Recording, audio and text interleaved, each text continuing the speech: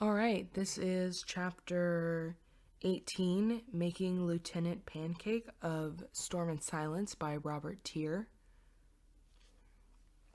And we'll just jump right in. My ear pressed against the solid metal door. I listened intently for any sounds of torture. Not that I knew exactly what torture would sound like, apart from the screaming, of course, which was pretty much a given. Still, it couldn't hurt to try.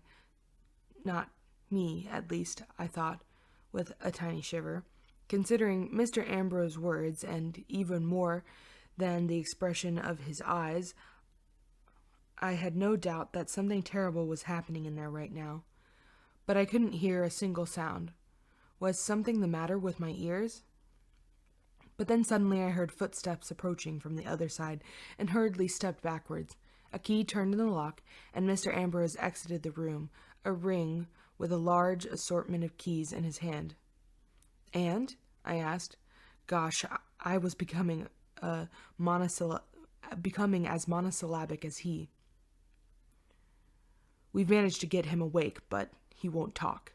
Looking down, I saw that Mr. Ambrose's hand was clenched into a fist around the ring of keys. Whoever paid him to do this, they must be powerful and frightening. "How do you know this?" He fixed me with his steely gaze. "Because I am powerful and frightening, and he hasn't told me a single thing yet. But he will, eventually." "How do you know that? How can you be so sure?" Yet those thoughts were not what I spoke out loud. Instead, out spilled questions that had been plaguing me the entire way back to Empire House. The question which I never thought I would have the gall to ask. "Will you torture him?" He looked at me, supreme disdain in his eyes. "No, of course not." A momentous weight, which I hadn't really known was there, dropped from my shoulders. "Thank the Lord," I breathed. I almost thought, why would I sully my own hands? He continued, cutting me off. "I have people who attend to tasks like that for me." Oh. The weight slammed right back in place. My mood swing had apparently gone completely unnoticed. He motioned towards the closed steel door behind him with a careless finger. "I've put Karim in charge of the investigation, and he has his methods." "Methods like what?" I demanded. Darn, this was frightening. Something inside me told me I should report this to the police, but if I did that, I would end up on Mr. Ambrose's list of traitors, barring all chances of my independence. I was too selfish to risk my entire future on behalf of some greedy little thief I didn't know from Adam. All right, I know I was not a very good person, but at least I'll get paid for it soon. Mr. Ambrose still hadn't answered.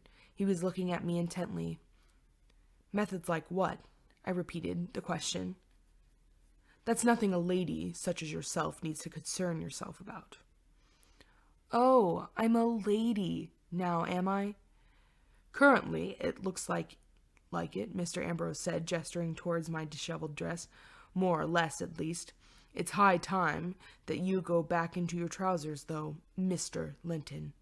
I narrowed my eyes. "Why? Do you have work for me, sir?" "No, I'm sending you home early." I was about to protest when he raised his hands. "I know," I agreed. He paused to take a deep breath with effort, said, "I agreed to let you work for me just like any other private secretary. This is not an attempt to get rid of you early. I'm giving you half the day off because you've had an exhausting day so far. Trust me, even if you don't notice it now, you'll notice once the excitement of the hunt goes away. You need to rest, and I need to stay with Karim for a bit longer, so right now I don't have anything for you to do. Tomorrow you will come back and you will work for me as hard as anybody else." For a moment I searched his face, trying to determine whether or not he was being truthful. Of course it didn't work, not with his standard stony expression. "Promise?" I asked. He nodded. I promise on my honor as a gentleman. But, I hesitated before asking the question, but I still have to come dressed up as a man? Yes. His voice was hard as granite. I cannot and will not accept a female secretary. I will not be made a fool of in front of the entire city. Either you come dressed as a man or you never return. I nodded. This was hard for me to accept, but it was unavoidable. I turned to leave, but Mr. Ambrose called me back, and so I turned again. What is it, sir? You know very well what it is. I want to know. Want to know what? Your method, of course. Well, what method? What are you talking about? I asked, truly bewildered.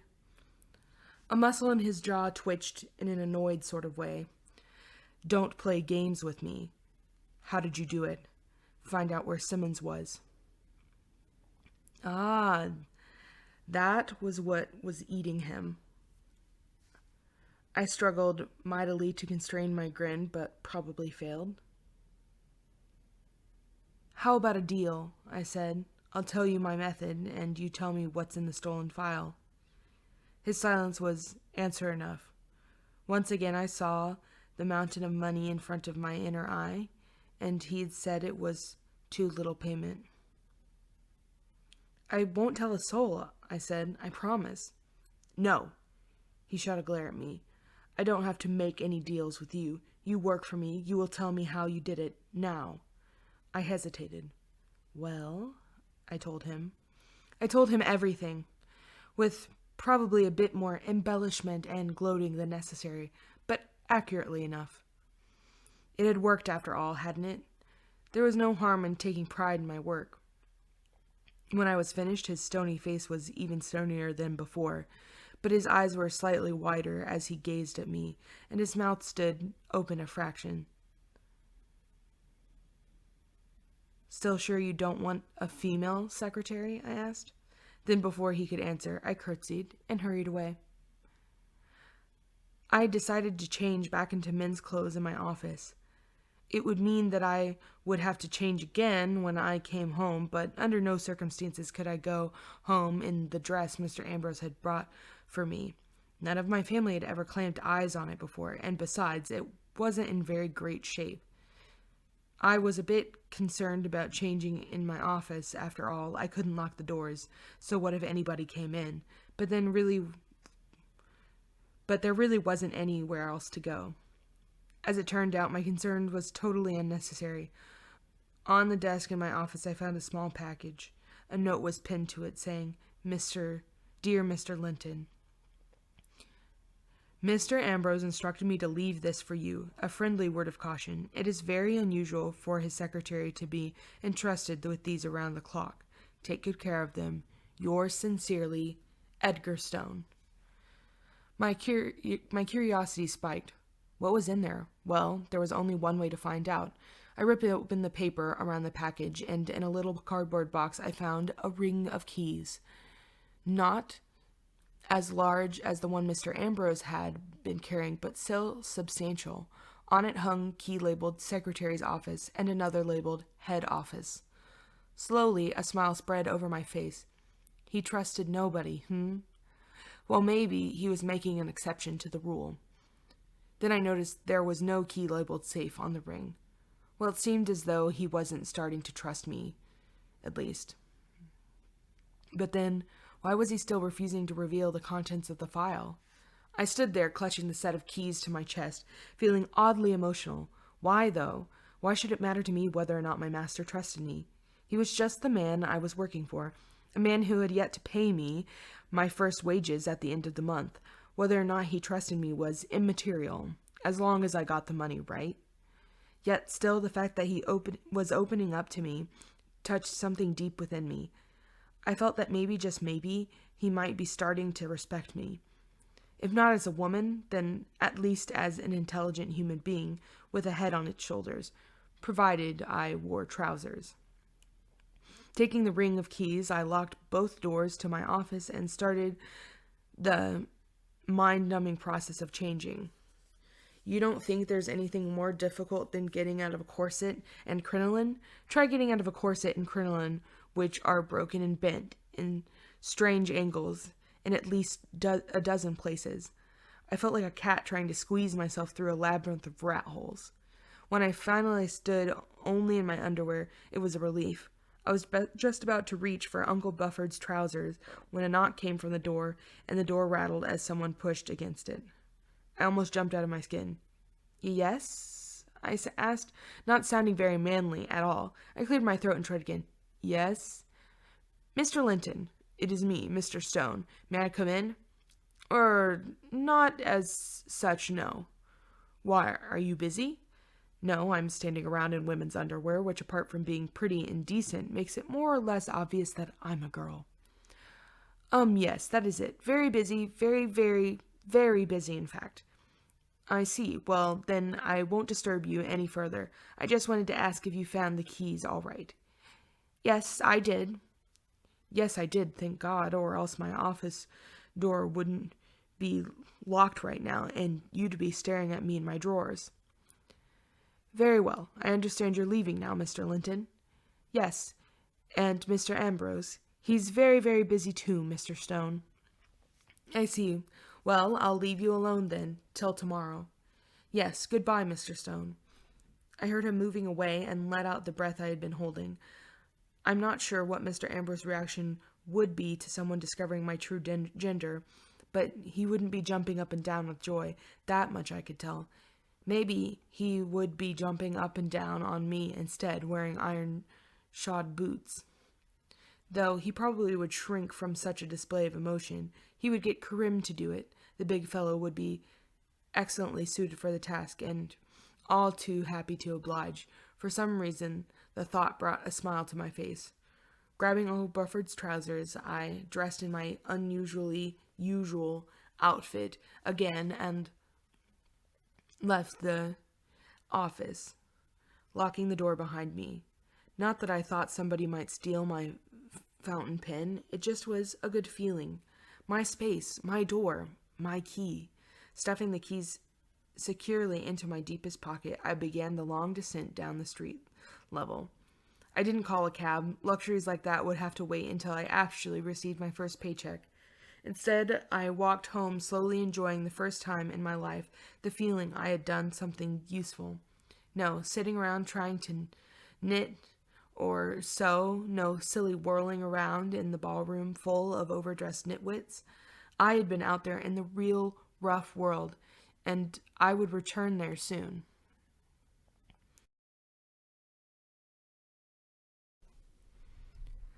My exultation lasted all the way home. As I went in through the garden door and into the shed to change, slowly my feelings of joy waned, and I suppressed a yawn. Gosh, my legs hurt from all that running over rooftops. The real world was pretty tiring. As I approached the front door, another concentrated wave of tiredness hit me. Mr. Ambrose had been right. Today had been exhausting. I needed some rest, and I needed it quick. Fortunately, nothing was likely to get in the way of that. My aunt was sure to be too busy with my other sisters to care if I was lazy and slept through the afternoon. That was when I first heard the excited chatter from inside the house. Strange. It sounded like we had a visitor, but who would come to visit us? I had to be mistaken. The moment I stepped into the house, though, the door to the salon flew open and my aunt appeared in the doorway. "There she is!" exclaimed a triumphant smile on her face. "And just in time. Lily, my dear, I have a wonderful surprise for you." Oh, that didn't sound good. What surprise? I yawned and blinked furiously to keep my eyes open.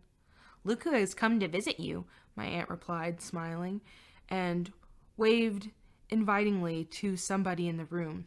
Footsteps could be heard, and then, directly beside my aunt, triumphant visage, appeared the arrogantly smiling face of Lieutenant Ellingham. He bowed. "Miss Linton, how delighted I am to see you again." I straightened, and my eyes narrowed. His arrogant smile widened. "Delight, hey? Well, we'll see whether you still feel like that in 5 minutes, mister. Killed every last one of the savages with my own hands. They were fearsome enemies, but my superior fighting skills struck fear into their hearts, which they could not overcome. Lieutenant Ellingham thumped his chest theatrically. At last, only the big gray beast was left, and so I charged forward and stuck my saber right into its belly. It collapsed dead on the spot. The lieutenant finished his narrative with a flourish of the arm, simulating a saber thrust. Marvelous, simply marvelous, my Aunt Maria and Anne and Lisbeth applauded enthusiastically, and even Ella moved her hands together a bit, though by no means so forcefully that it could actually be heard.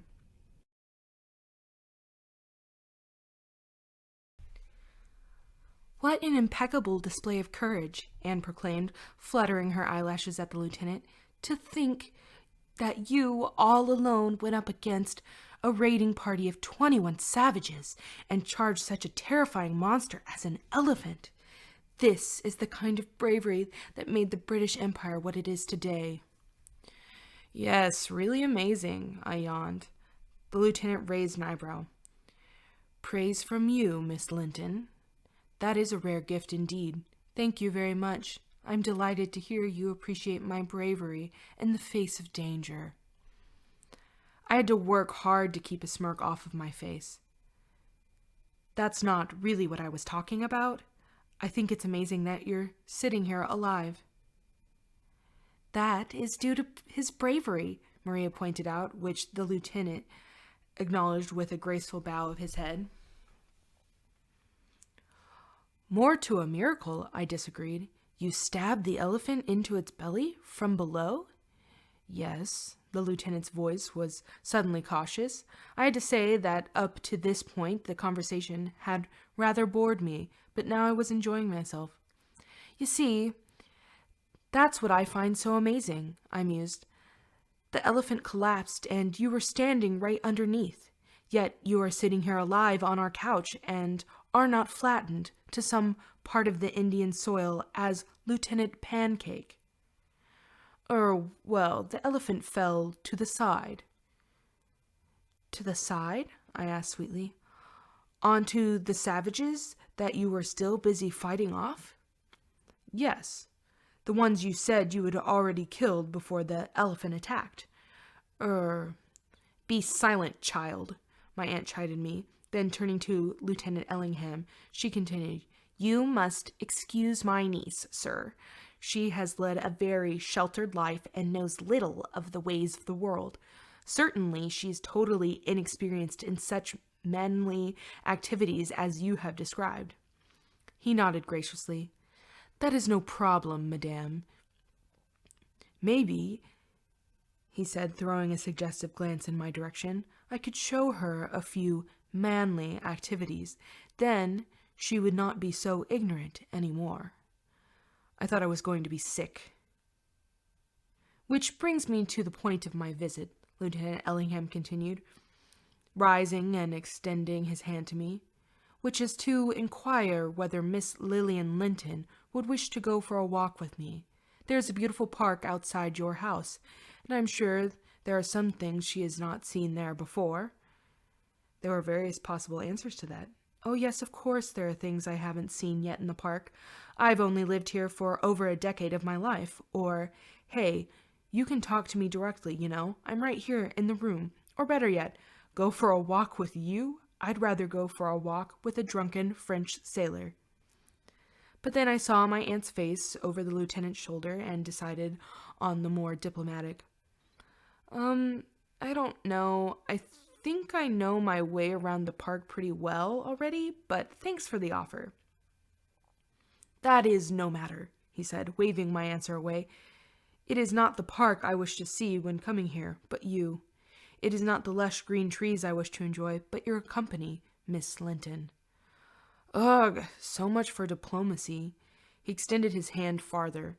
Over his shoulder, my aunt glared at me, promising death and destruction if I made the wrong choice now. Wasn't there any way to get out of this? Then I thought, Come on, it's only a walk. It's not like he's asking you to marry him. Well, not yet anyway. What harm can a walk do?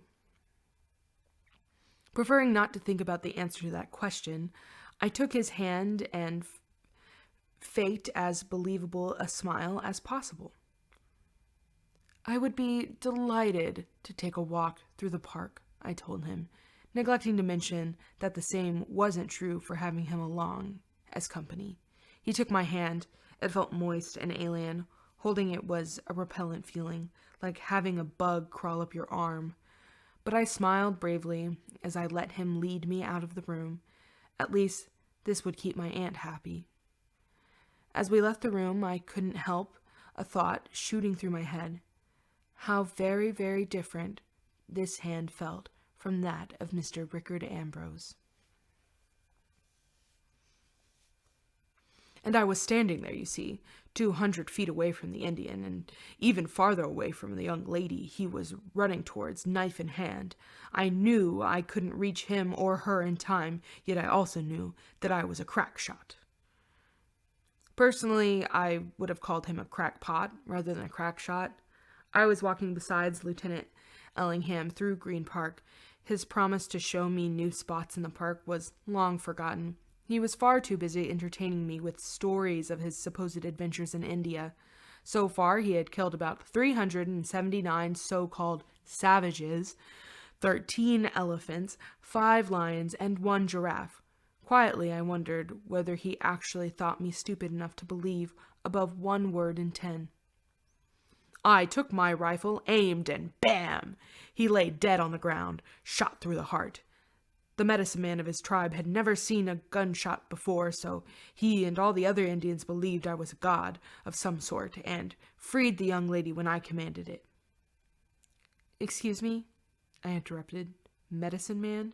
Tribe? I thought you were talking about Indians that live in India, not the kind that live in America. Only those have medicine men or tribes." "Oh, really?" the lieutenant shrugged. "Well, maybe he was on holiday in India. These savages are strange people, you know." "I can think of some that are even stranger," I muttered, but he either didn't hear it or wasn't very well versed in sarcasm. After that, he didn't start telling any adventure stories again.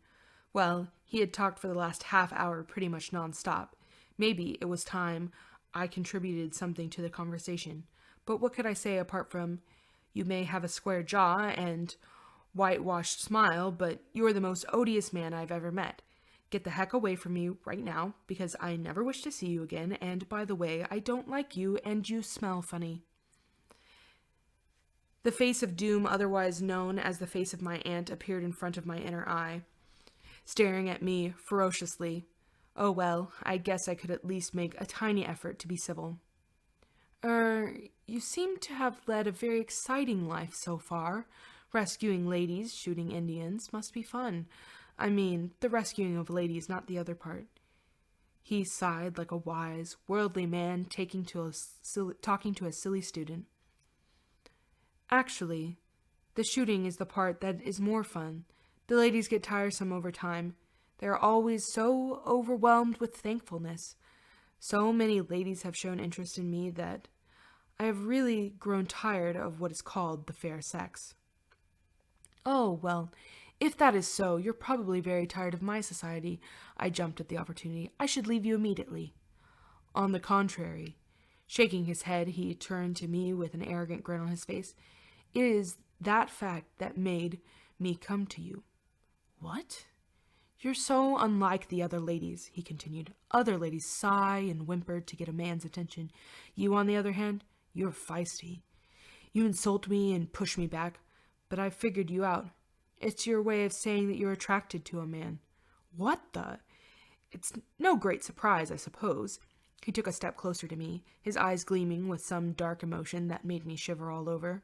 I remembered my earlier thoughts about what could possibly happen on a walk in the park, and the unwelcome idea occurred to me that I might be about to find out firsthand. I didn't like the expression on his face, not at all. He no longer looked like the pleasant, if slightly arrogant young man of a few minutes ago. He now looked like a very, very nasty, arrogant young man, and his eyes were fixed on me.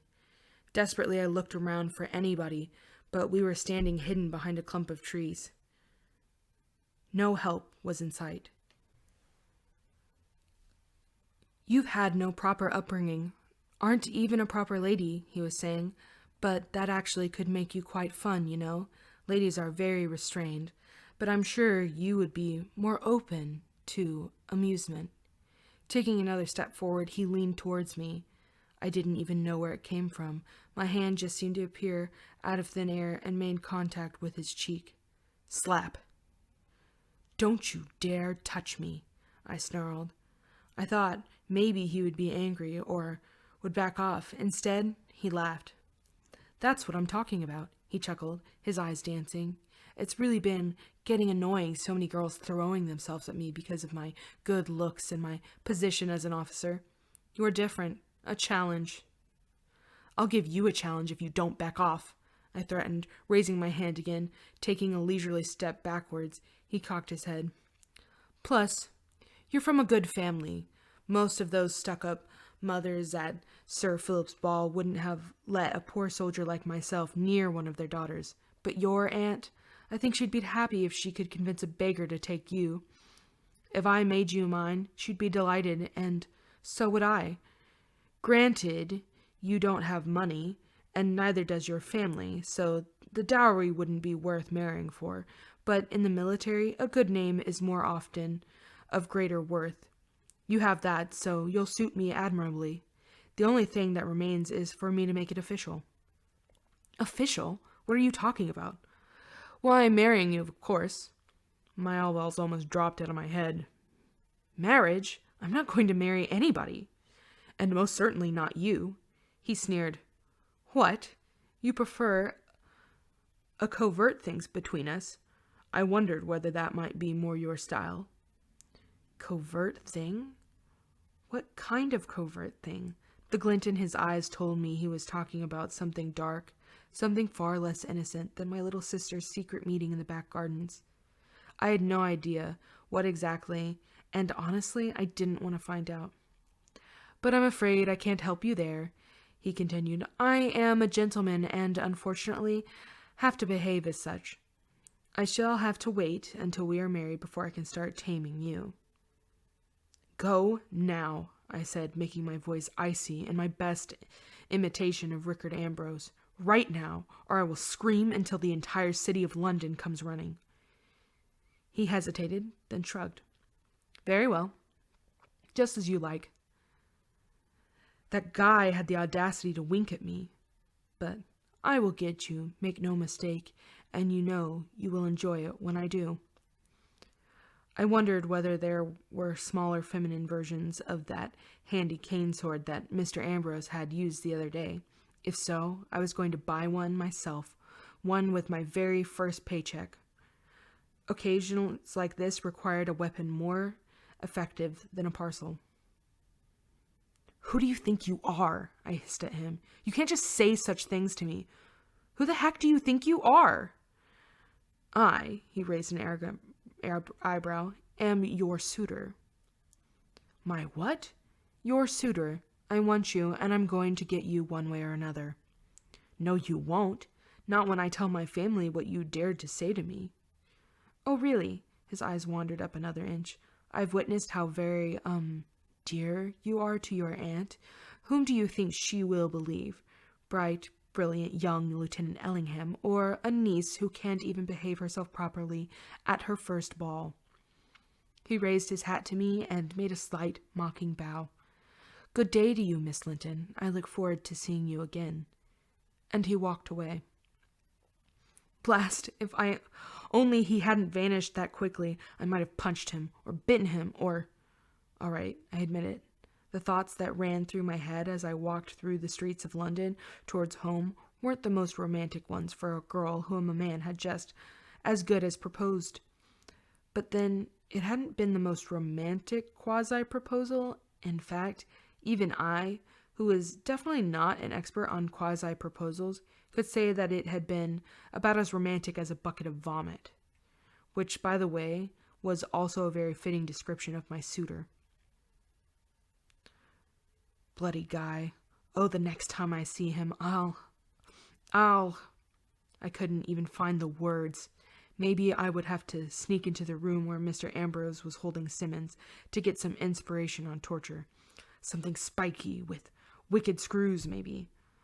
Only when I got home and saw my aunt's delighted, harpy smile as she looked at the latest flowers Lieutenant Ellingham had sent, did I fully realize the son of a bachelor had been right. Bugger. She really expected me to marry him.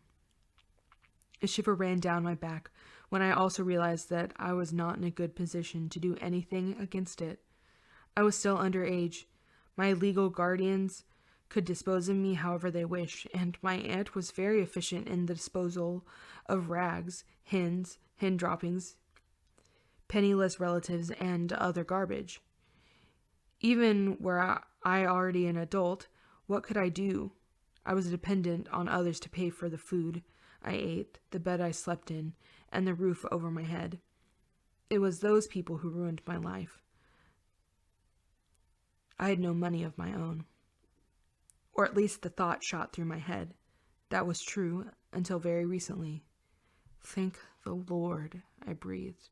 Never before had I been so glad that I had run into a certain stone-faced businessman that day on the way to the polling station. Never had I been so glad that I had taken the leap towards my own freedom, and never, ever had I been so grateful towards Mr. Ambrose. He could have turned me away. In fact, there had probably been nothing he'd wanted to do more, yet instead, he had kept his word and given me a chance. My fingers traveled into the folds of my petticoat, where the rings of keys were artfully concealed. More than that, he had given me his trust. And soon, hopefully, he would give me some money.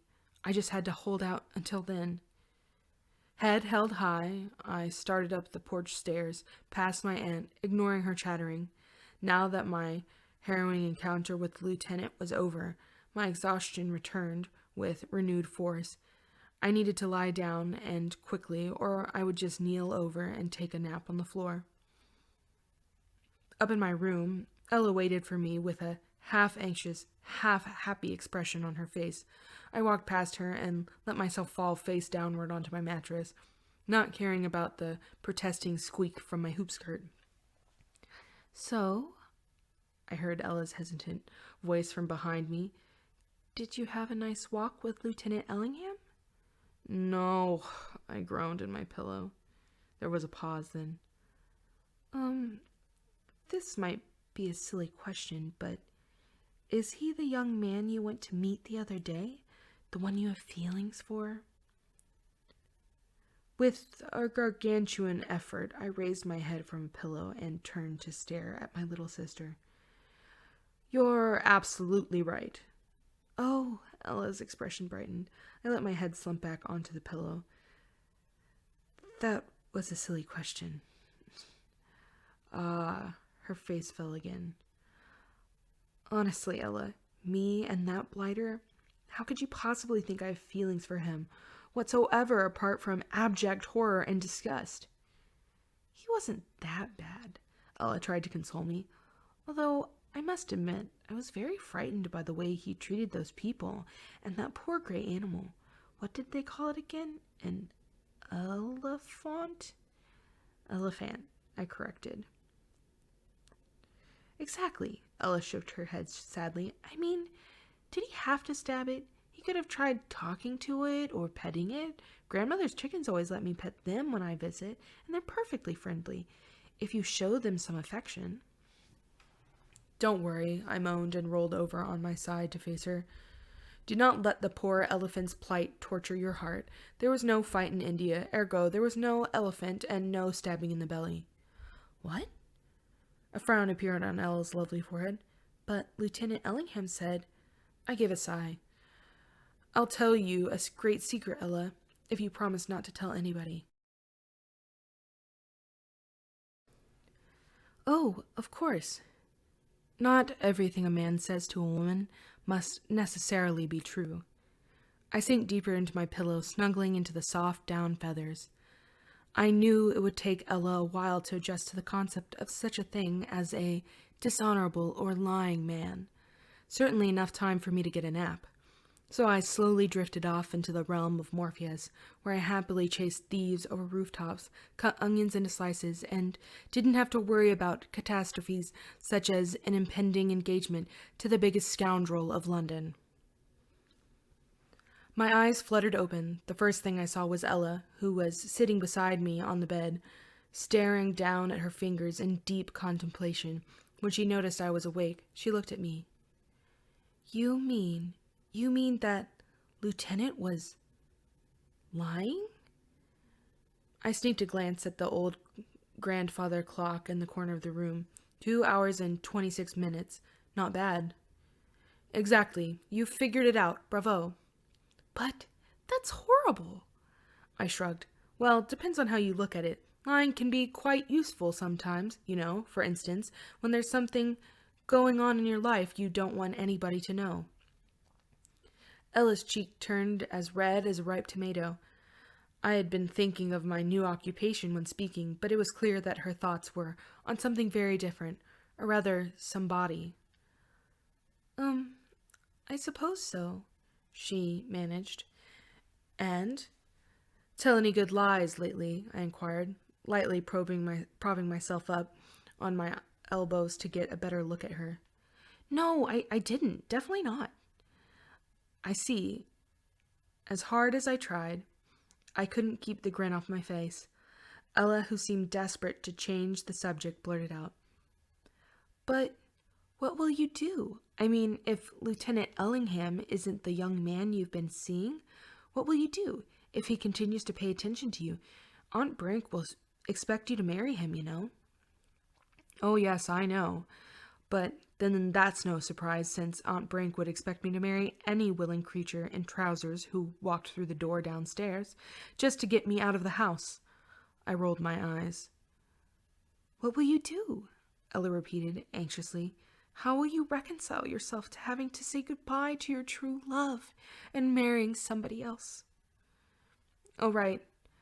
Ella was still convinced that every time I went to work, I was going on a secret rendezvous with my mystery lover. Opening my mouth, I was about to explain to her that I didn't have and never would have a love in my life, when it occurred to me that this would raise a whole lot of questions regarding my frequent absence. So I just said, "Believe me, I'm not going to marry that blighter." Once again, Ella seemed to have problems with grasping my thought processes. "But Aunt wants to marry him." "Yes, and you're not going to?" "No. You can bet your best silk parcel on that."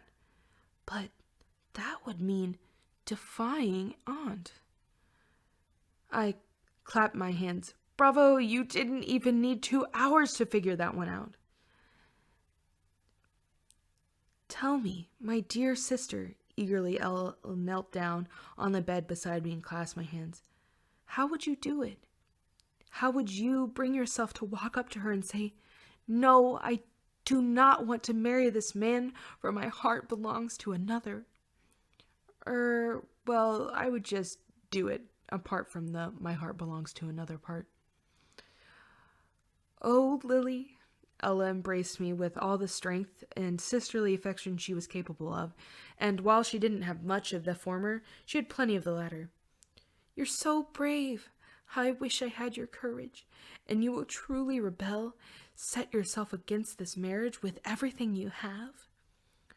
I simply nodded and held her tightly, wishing so much that I could help her in her predicament, but unfortunately, she would have to find the strength herself. "Yes," I said, "I will not marry Lieutenant Ellingham." "Oh, Lily," she hugged me once again, "tell me about him, will you?" "About who? The lieutenant?" "No, not him. About your young man. The one you see on your rendezvous. The one whose love inspires you to such bravery." My mouth dropped open. Never in a million years had I expected that my brilliant excuse would backfire like this. What the heck could I tell her? I had absolutely no idea. I had absolutely no interest in men. What were women supposed to find attractive in men? Why would they lose their minds and fall in love with one? Dear Lord, I had to tell her something, but what? Who from my acquaintance could I pick as my supposed lover? The only men I knew for more than a couple of moments were my father, who was dead for years, and my Uncle Bufford, both of whom were, for obvious reasons, not good candidates. Should I pick one of the men from Sir Philip's ball? But, to be honest, I couldn't remember a single one of them. Men just never seemed to be very important to me. They slipped my mind as soon as I left their company. Well, except perhaps for one. A face appeared in front of my eyes. Well, I began. Come on, Ella urged. Don't be shy.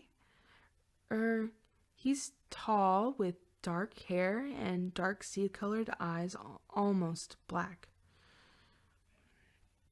She clamped her hands eagerly like an excited little girl. Oh, that sounds so dreamy and mysterious. You can say that again. Too mysterious for my liking. He still hadn't breathed a word about the contents of that infernal file. Could there be something government-related in it? But if anything, Mr. Ambrose struck me as the type who did what he wanted without reference to any government, his own or anybody else's. Is he good-looking? What? I resurfaced from my thoughts. Caught off guard, the words escaped me. Yes, he is, definitely. Oh gosh, what have I just said? But if I was being honest, it was true. Blast. He has a chiseled face, and I mean literally chiseled, angular and hard as stone.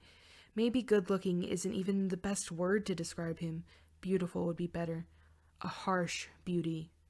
The image of the face in front of my inner eye intensified, and an unwilling smile crept on my face. As for the rest of him, he has a figure like an antique statue, you know? A bit like Myron's discus thrower, though he would never dream of assuming such an undignified position. I giggled. He walks around most of the time as if he has an iron rod up his behind. He's very serious, cool and distant, and about as free with his money as Uncle Blink. He always does what he wants, and nasty things happen to people who get in his way. Perhaps I wasn't doing a very good job of portraying him as the fellow I was desperately in love with. Shouldn't a lovable man have one good quality at least? So I hurriedly added, but I think he actually may have a good heart. Very, very, very deep down. Who knew? It might actually be true. He had taken me on after all. But not as a girl, said a nasty little voice in the back of my mind. I shook my head, trying to concentrate. Oh, Lily, Ella gripped both of my hands with hers. I'm so happy for you. He sounds amazing, like a modern-day Mr. Darcy. Hardly, I muttered, smirking at the comparison. He wouldn't spend 10,000 pounds on anybody, let alone me. Ella smiled, only widened. It sounds like you're very fond of him. Does it? My eyebrows shot up. Apparently I had done a better job than I'd thought. I had completely fooled her and made her believe I was in love with Mr. Ambrose. I had no idea my acting skills were this developed. It seemed that male impersonations weren't the only thing I did well in that regard. And his name?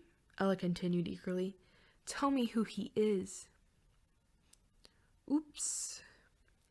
Alright, this was a bit of a longer one, but this is Making Lieutenant Pancake. And that's chapter 18 of Storm and Silence by Robert Thier. For a while I won't have the mic, so I hope you guys enjoy it while it lasted. But I'm having fun reading these. You can find these books on Amazon in a paper copy or Kindle, for a digital copy. You can also read them for free in Wattpad and Radish Fiction. Or at least last time I checked, you could read them for free. It's been a while. But if you want to go over and support him, you can buy one of the books, or, he's got lots of other books as well, so you can check those out. But yeah, this is Making Lieutenant Pancake. I hope you guys enjoyed, and I will hear you guys later.